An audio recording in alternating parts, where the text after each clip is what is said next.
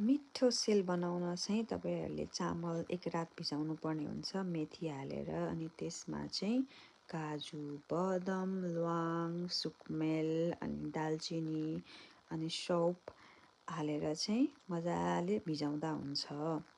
अनि चामल ब्लेन्ड गर्दा चाहिँ अलिकति घिउ धेरै हाल्नु हुँदैन है, छ्यारार हुन्छ पछि पकाउँदाखेरि। अनि चिनी हालेर मजाले ब्लेन्ड गर्नु।